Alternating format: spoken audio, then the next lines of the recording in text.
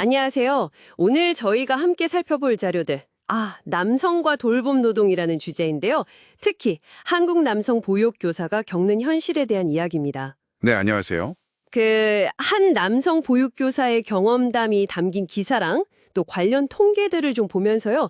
왜 이 분야에 유독 남성이 적을까? 그 배경을 한번 깊이 들여다보겠습니다. 네, 이게 단순히 뭐랄까 한 직업의 문제를 넘어서는 이야기죠. 우리 사회에 좀 깊숙한 성 역할 고정관념이라든지 아니면 저출생 같은 큰 문제와도 이게 어떻게 연결되는지 흥미로운 지점들 아마 발견하실 수 있을 겁니다. 네, 같이 한번 파헤쳐 보시죠. 네, 우선 2019년 한국일보 기사에 나온 한 남성 보육교사분 경험부터 시작해 볼까요? 네네. 그 얘기요. 이분이 취업 준비할 때 어머니께서 그러셨다는 거예요. 남자가 큰 꿈을 꿔야지 무슨 애 보는 일을 하느냐고요. 이 반응 어떻게 봐야 할까요? 그냥 개인적인 걱정? 아니면 좀 더... 그렇죠. 이게 참 흥미로운 지점인데요. 만약에 따님이 같은 선택을 했다고 가정해보면 과연 어머니가 여자가 무슨 애들 밥 먹이는 일을 해? 라거나 뭐 여자가 큰 꿈을 꿔야지 이렇게 말씀하셨을 가능성은 글쎄요. 좀 낮지 않을까요? 그러네요. 확실히 좀 다를 것 같아요. 네. 그러니까 이 일화 자체가 이 돌봄 노동이라는 것이 남성의 어떤 성공이나 야망과는 거리가 멀다라는 그런 인식이 우리 사회에 꽤 넓게 퍼져 있다는 걸 보여주는 단면 같아요. 역시 남자일, 여자일 이런 구분이 여전히 강하다는 거군요. 그렇습니다. 뭐 다른 분야에서는 성별 구분이 좀 희미해지고 있다고들 하지만 유독 이 어린아이를 돈 버는 일에 있어서는 남성에게 보이지 않는 어떤 금남의 벽 같은 게 느껴지죠. 네, 맞아요.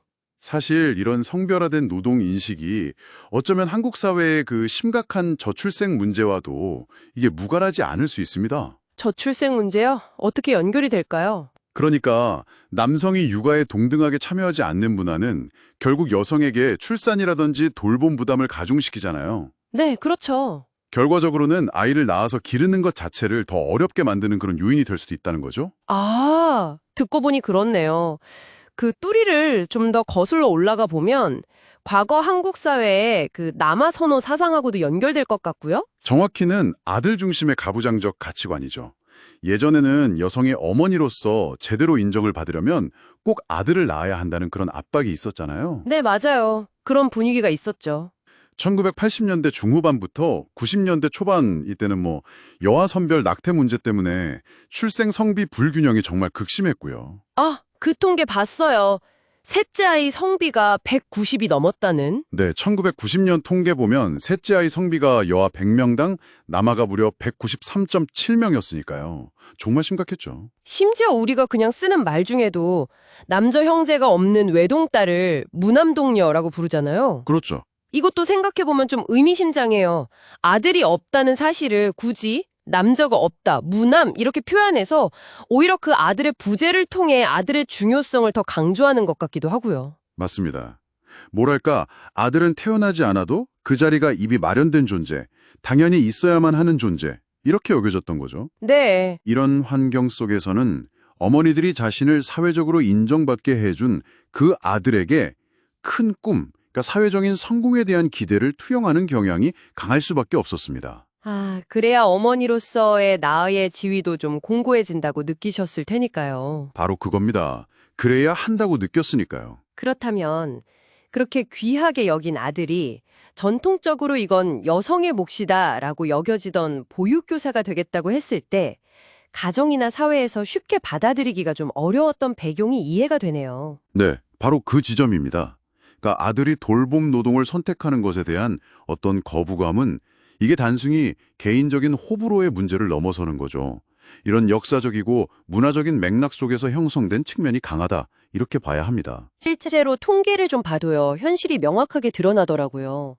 2023년 기준으로 전체 보육 교직원이 한 30만 명 정도 되는데 남성은 약 9,600명, 비율로는 고작 3.18%입니다. 3% 남짓이네요? 네, 다른 전문직 분야 성비랑 비교해도 이건 현저히 낮은 수치죠. 그리고 이게 최근 몇 년간 계속 이 3%대에 머물러 있더라고요. 네, 수치가 좀처럼 오르질 않죠.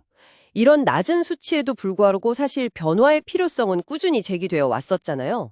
그럼요. 예전부터 그런 목소리는 있었습니다. 네, 제가 인상 깊게 본 게 1986년에 광주 최초의 공립유치원 남자 교사하셨던 임정섭 씨 인터뷰인데요. 아, 네네. 그때 이분이 유치원 교사는 아이들에게 엄마와 아빠 역할을 모두 해야 한다.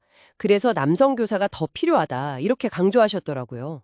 벌써 80년대 말이죠. 네, 그런 필요성에 대한 인식은 있었던 거죠. 하지만 현실의 벽은 높았고요.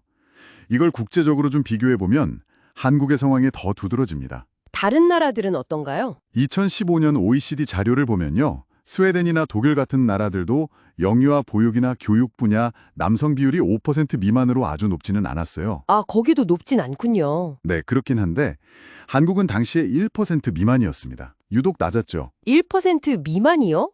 와. 네, 그러니까 한국 사회의 젠더 불균형이 이 보육 분야에서는 얼마나 더 심각한지를 보여주는 그런 대목이라고 할 수 있겠습니다. 정말 그러네요. 오늘 이렇게 자료들을 쭉 살펴보니까 이 남성 보육교사에 대한 편견이나 낮은 참여율 문제가 단순히 개인의 선호 문제가 아니구나. 그렇죠.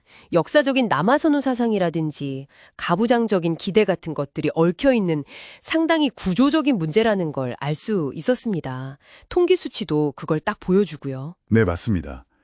그리고 오늘 우리가 살펴본 자료들은 이 남성 보육교사 부족 현상이 단순히 직업 선호의 문제가 아니라 과거의 아들을 통해서 가문의 영광이라든지 사회적 인정을 추구했던 그런 가부장적인 욕망이요. 네. 그것이 오늘날 이 돌봄 노동의 가치를 평가절하하고 성별 역할을 고착화시킨 결과라는 걸 좀 보여주는 것 같습니다. 하지만 또 변화의 목소리도 분명히 존재하죠. 네, 그렇죠. 변화해야 하는 목소리요. 그래서 여기서 청취자 여러분께 한번 질문을 던져보고 싶습니다. 남성이 돌봄에 더 적극적으로 참여하는 사회, 그리고 성별과 관계없이 이 돌봄의 가치를 온전히 인정하는 그런 사회로 나아가기 위해서 우리 각자의 인식은 어떻게 바뀌어야 할까요? 이 질문을 한번 곱씹어 보시면 좋겠습니다.